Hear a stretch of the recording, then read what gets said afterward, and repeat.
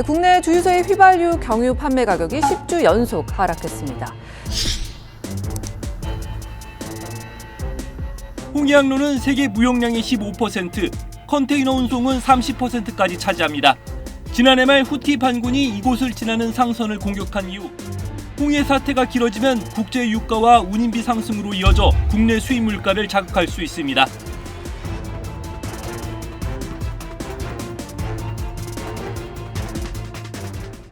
사실 미국이 사우디에게 손을 많이 벌렸습니다. 작년 한 해 동안.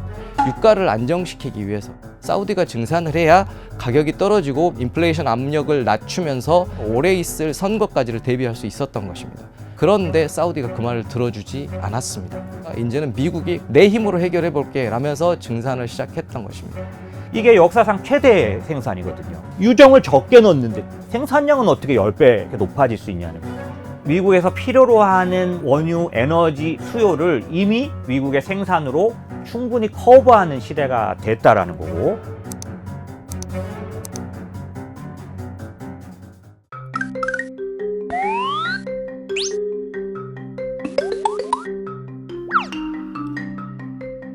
사우디가 자국의 안정적인 유가를 유지하기 위해서 만든 게 오펙 플러스예요. 그 오펙 플러스는 석유 담합 기구입니다. 이 담합은 깨지기 굉장히 쉬운 구조라는 것이죠. 이 담합이 서서히 깨지고 있는 거죠. 다른 나라에서 몰래 생산하는 국가들은 늘어나기 시작하고 결정타를 때린 것이 미국이 증산을 시작한 것입니다.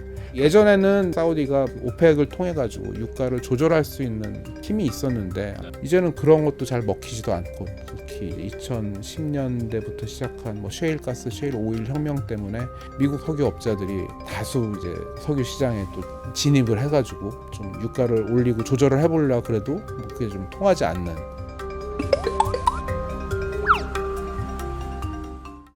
By the end of this year, we will be producing, still make a significant profit. 역사상 최고의 생산량을 증가시키고 있습니다. 사우디보다도 거의 200만 톤 이상을 더 생산하고 있고요. 과거에 이제 인플레이션의 압박에서 벗어나기 위해서 드디어 미국이 석유 증산에 나섰다. 인플레이션의 원인이 에너지 쪽에서 왔거든요. 이제 에너지 쪽에서의 인플레이션이 결국 이제 소비재 그리고 이제 인건비까지 올라붙었었는데, 이제 에너지 쪽은 굉장히 안정적인 가격을 유지하고 있고 다른 소비재 가격까지도 조금씩 떨어지고 있고 인건비는 그래도 조금 높은 수준을 유지하고 있습니다. 이제 그것만 떨어지면 미국의 인플레이션이 굉장히 안정적으로 들어갈 것이기 때문에 현재 미국은 생산량을 굉장히 많이 늘렸죠. 근데 수요 측면에서는 보통 중국 경제와 미국 경제의 침체 얘기를 많이 합니다. 전 세계 수요를 이끌어가는 중국이 수요 감소가 있다. 저출산 노령화가 중국의 가장 큰 경제 문제로 등장하고 있는 상황에서 중국이 특단의 대책이 없으면 수요 감소는 지속적으로 이루어질 거다.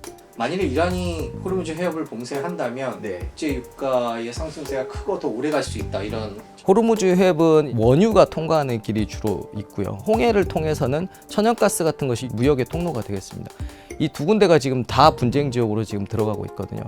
석유가 생산되는 나라, 산유국이 몇 개국이나 있을까요, 전 세계에? 몇 개 없을 거라고 생각하시지만 99개국이 생산을 합니다.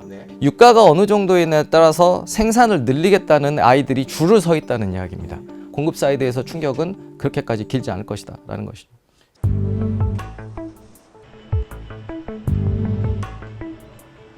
과거부터 저희는 100% 석유를 수입해 왔기 때문에 그에 대한 비상 대책들이 다 서 있습니다.